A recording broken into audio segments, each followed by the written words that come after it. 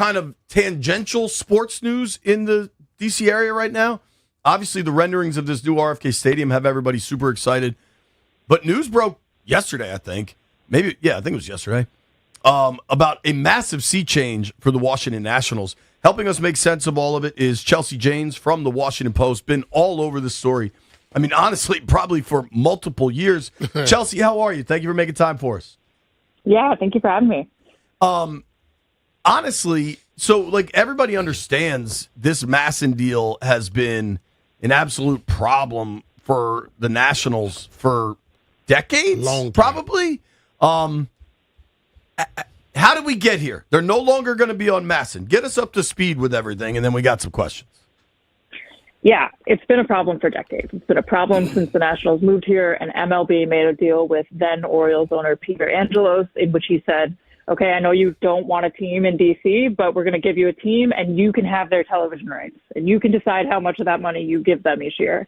And obviously, that was not executed in good faith, and they spent 10, 20 years in courts trying to figure out how much money the Nats should get, and, the Nats broadcasts had to be run by Orioles people, and so the Orioles would put more money into theirs than they did to the Nats. It was just a mess. And that deal was supposed to be in perpetuity. And when David Rubenstein came and bought the Orioles, he said, this is ridiculous. We're going to end this.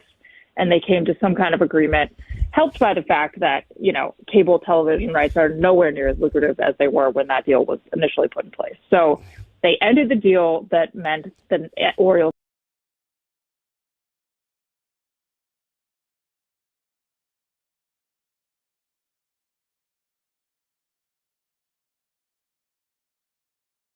to whoever wanted them. And supposedly MASN wanted them back. The Nationals decided instead to go with Major League Baseball, who's producing, I think, 7 teams games this year. And we can talk about the implications of that. But the main one is that the Nationals are no longer the only team in professional sports to have their television broadcasts controlled by their closest geographic rival. So I think that's good for everyone. That's crazy. Yeah. So that was some stuff that you probably could go sue the damn Major League Baseball about. Well, I think screwed up. They were trying, because not only did the O's own the rights under Angelos, didn't they also not pay the Nationals their share of what was owed? Yeah, they agreed. So the agreement called for this committee, basically, to every 5 years say, here's how much you should give the Nationals of the money you've made from MASN. And every time they went to court, the Orioles thought they should give them less and the Nationals thought they should get more. And so for years, the Orioles just did not pay. And my understanding is they finally paid up.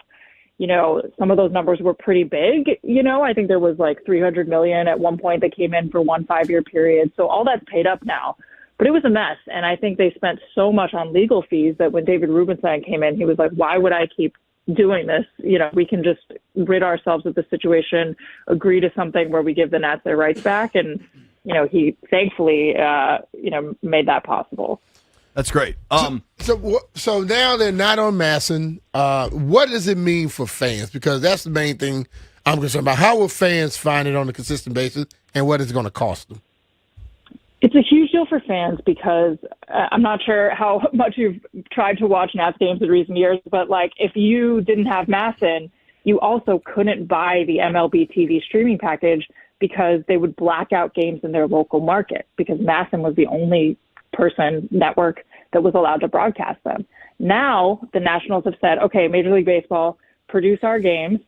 And now you can buy a package through MLB TV that will allow you to watch every Nationals game on streaming. You won't have to worry about blackouts. If you want the rest of everyone else's games, you'll have to pay separately for that.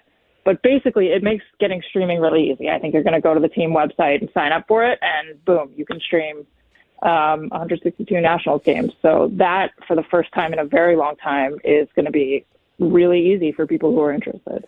What's the cost? So maybe you don't know, but I don't know for sure. I believe in other places have done this, like San Diego, Arizona. My understanding was, I think, I'm going to get it wrong. I think it was within kind of reason. I want to say maybe $80 or something like that. It's going to vary based on the market, but it's not prohibitive or crazy. It kind of feels, I think the numbers looked pretty right to me. So I think it'll be in that realm, but don't quote me on it. Gotcha. And then kind of the other question, because like I know a lot of people watch baseball, but a lot of older folks watch baseball, and I do think the streaming presents a little barrier to entry. Is there going to be a local cable option, a local broadcast option? Like, could Monumental get back involved? Like what could transpire? So there'll definitely be local cable options. Monumental, if they had wanted to broadcast the games, would have had to bid on the rights to do so as part of this process. So they would have had to bid and try to say, okay, don't give your rights to MLB, give them to us, and we'll do it. So it's not going to be on Monumental. I don't know if Monumental bid, it made sense for them to do so, but the Nationals obviously, if they did, chose to go another way. Long story short, what will happen now is Major League Baseball will talk to distributors, Comcast, whoever it is, and say, we have Nationals games, we want to give you the right to have them at a price. When they come to a deal, those cable systems will prop up a channel that'll basically have pre and post game and the games themselves, and it'll just be like Nationals games on that cable system. So you'll have the channel, you'll go to it, there won't be other stuff on it, it'll just be that. So that's how it's worked elsewhere, and my understanding is that's how it'll work here. So if you're a Nats fan and you have Xfinity or Fios or whatever, you just know, all right, game's at 7. What's their pregame show? Start at 6:30 on channel 900, bang. And then the signal's just off outside of those hours. That's my understanding, and they haven't come to deals, so I don't know how many cable providers will have that set up. But since they're just selling Nats games, I think it's like a fairly easy buy for a lot of, whatever company it is. So, yeah, I think that's how it'll work. I would assume it'll be on a few different systems, but now that this deal is done that they announced yesterday, they can Major League Baseball can go get into all that and make sure they have the cable distribution set up.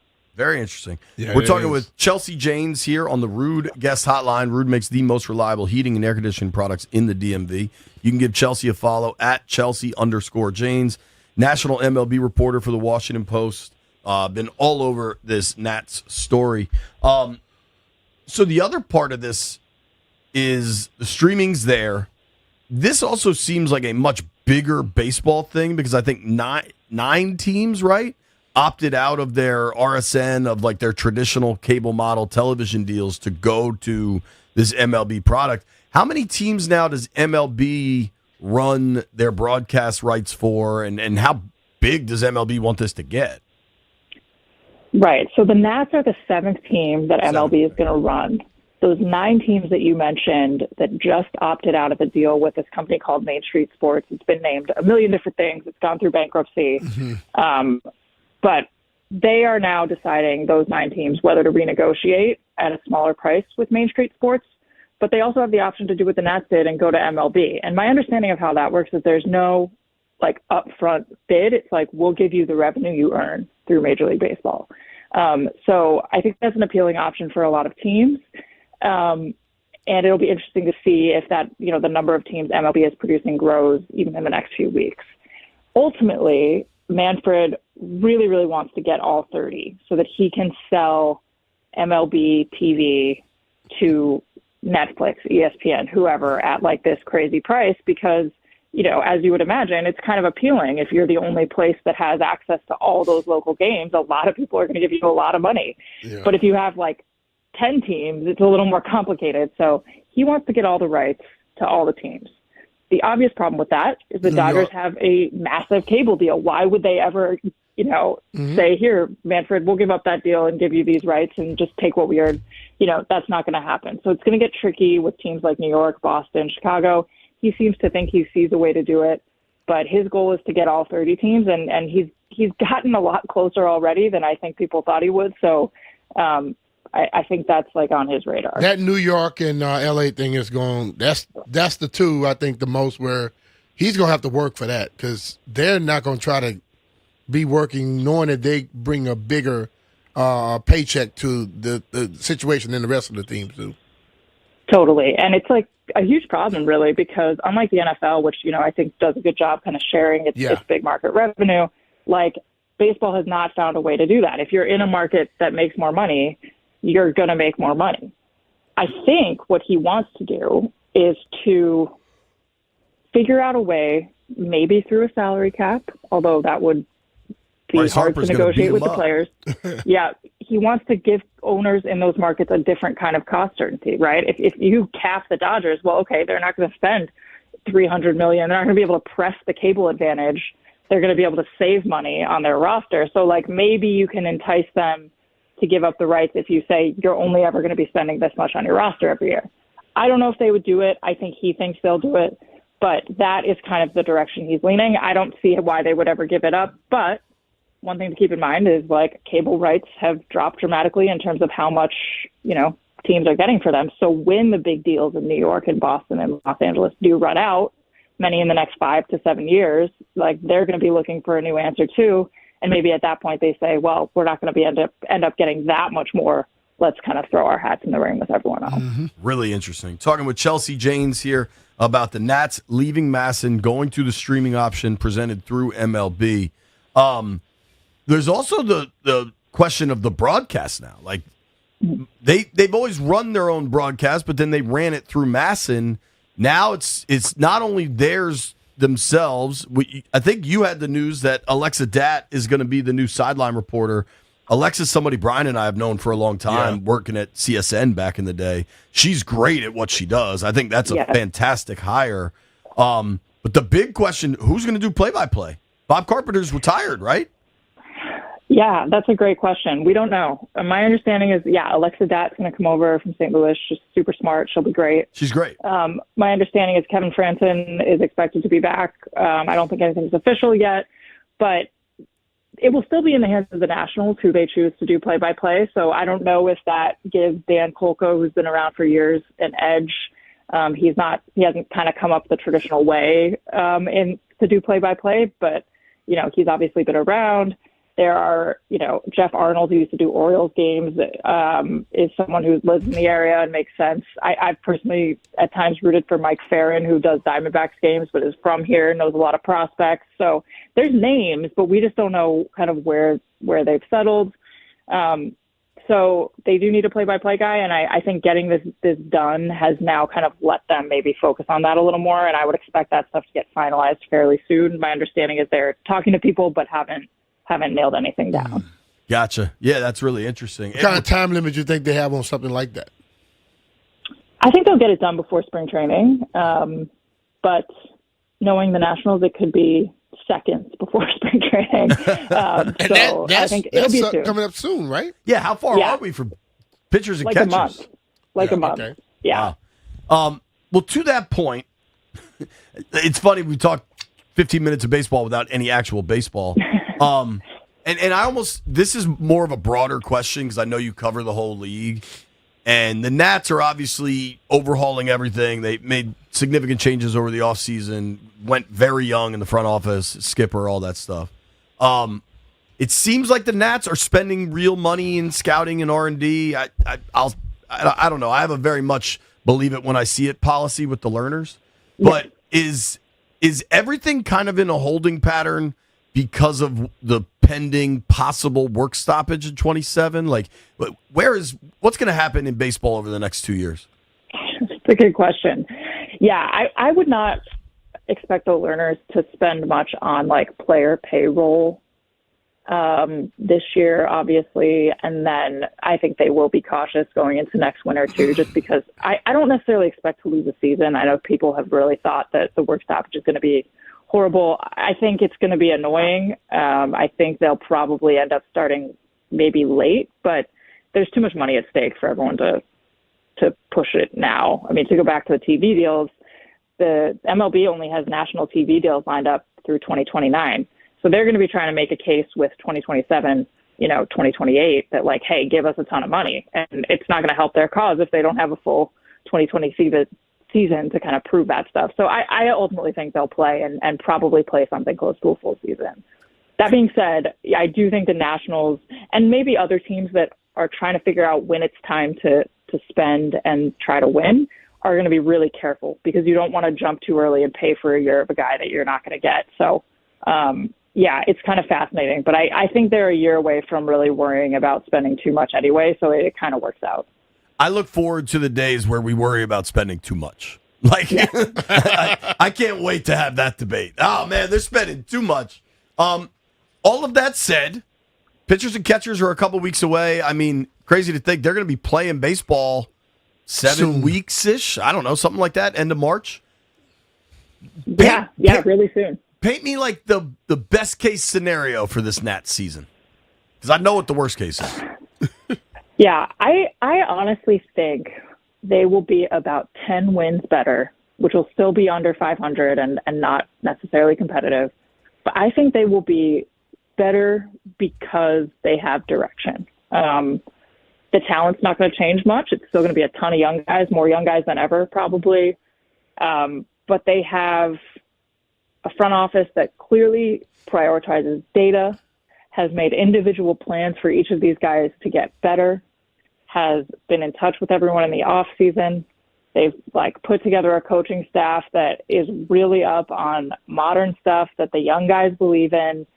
And I think there's just going to be a different energy and drive. I think there were a lot of guys in that clubhouse who wanted to get better and didn't feel like they were in a place that had vision for them or the team. And I think that exists now. So for that reason alone, because it's such a mental sport and such a long year, I think they'll just be better, period.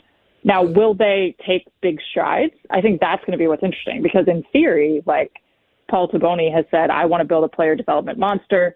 They've talked about making people better. And that's just something pretty much everyone else who's good in Major League Baseball has figured out how to do in recent years, and the Nats haven't. So we don't really know what, you look at Dylan Cruz or James Wood, and I think as Nats fans, people look and say, okay, here's what they are. Because there's never been a coaching staff in place that has made people better. But I think that there is reason to believe this one will. So this year, I think, is going to be about, just better morale, better vibes. I think they'll be sharper in the field, stuff like that.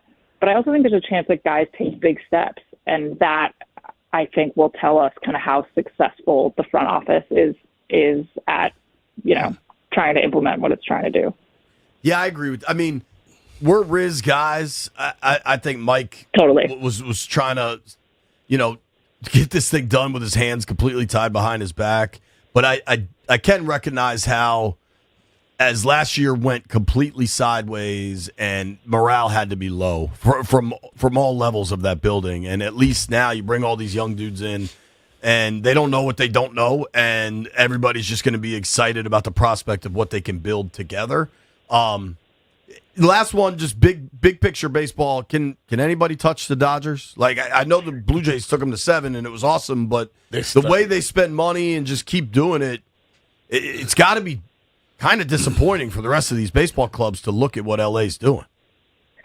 Yeah, I think the Blue Jays are going to try. I think it was very clear being there for the World Series that they want to spend, and I think we'll start to see them be kind of like a Dodgers East kind of situation. I think people can beat the Dodgers, but it's going to be hard every single year. And until something changes in the financial structure of the sport, I just don't know how everybody keeps up. I think every once in a while you'll get somebody who lucks out and beats them in the playoffs. Yeah, but baseball's fluky, right? Totally. But I think one of the reasons the CBA and the work stoppage is looming is because people are like, what are we supposed to do if we can't spend $500 million a year on this team and don't have the entire country of Japan sponsoring our payroll? And I think it's a fair question. That's crazy. Yeah. Who owns the Blue Jays? How do they have so much cash? Rogers, who's the Rogers communication person. So basically Canada's big, well, I'm going to sound like an idiot here, but a big Canadian telecommunications firm. So he's got tons of money and he never speaks, never see him, but he's apparently willing to spend whatever it takes. So yeah, he's like, hey, go out there and compete. Yep. I like it. Yeah, dude, I know they get mad at the guy for spending a lot, but there are a bunch of them that don't spend a damn thing. Totally. So just as much as they can say the Dodgers are bad for the sport, how about the guys that don't spend anything? Just want to pocket everything. Yeah, and I think that's exactly what the players think. Cough, learners, cough. Yeah. I mean, sometimes it's amazing they ever spent like they did. It's crazy. It's crazy. wild. Yeah.